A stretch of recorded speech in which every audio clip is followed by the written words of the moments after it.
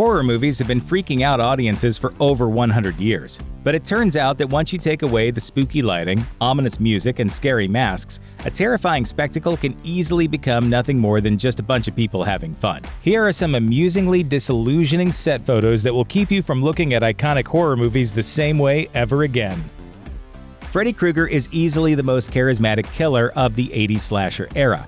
As the Nightmare on Elm Street franchise expanded, Freddy became quippier and punnier until he basically turned into the 80s version of a slightly less murdery Deadpool without a mask. But before he became such a cuddly figure, he was a serial killer with wizard powers who was probably also a child abuser. That's why it's kind of jarring to see him chilling with the teens he would dream murder while bumping 1984's biggest hits on a Walkman. Not even a living nightmare could resist taking a break with Stevie Wonder's "I Just Called to Say I Love You."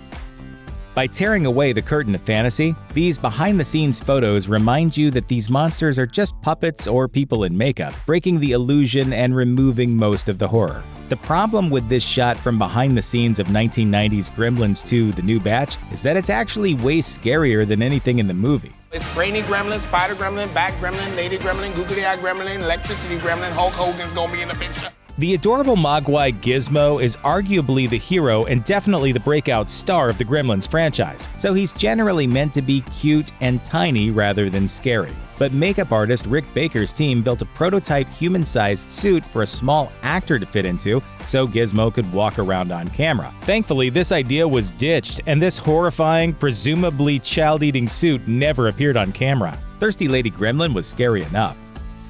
2006's Pan's Labyrinth was arguably the film that made director Guillermo del Toro a household name. The film uses dark fantasy to create a dream world in which the horrors of fascist Spain are reflected by the horrors of a big maze with monsters in it.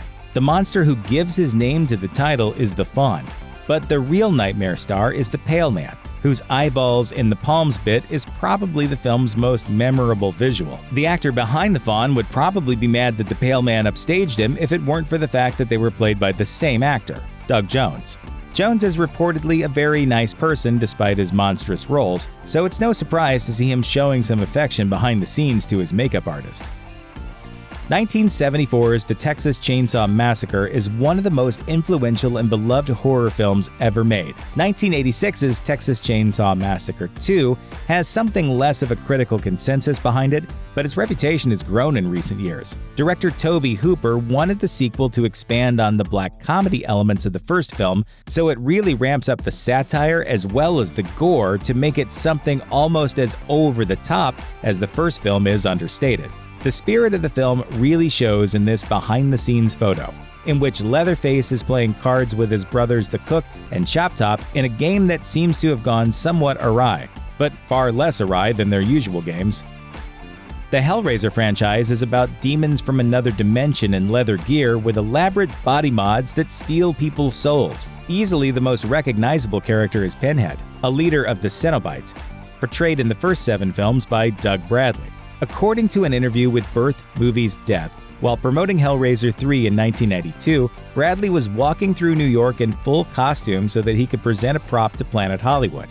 Naturally, his presence drew quite a crowd, and at some point, one of the dozens of people following him down the street asked him to take a picture holding a baby. Bradley refers to this as Pinhead running for president. Wes Craven's A Nightmare on Elm Street ended up exploding into a massive franchise. And pretty much everyone agrees that out of all the sequels, the best one is Part 3, The Dream Warriors.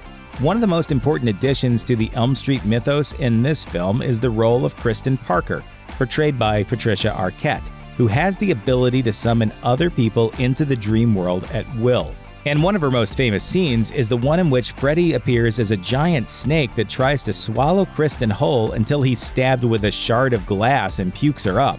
As cool as that scene is, it's somewhat undercut by this shot of Arquette not at all bothered to be halfway down Freddy's gullet. Check out one of our newest videos right here, plus even more Looper videos are coming soon. Subscribe to our YouTube channel and hit the bell so you don't miss a single one.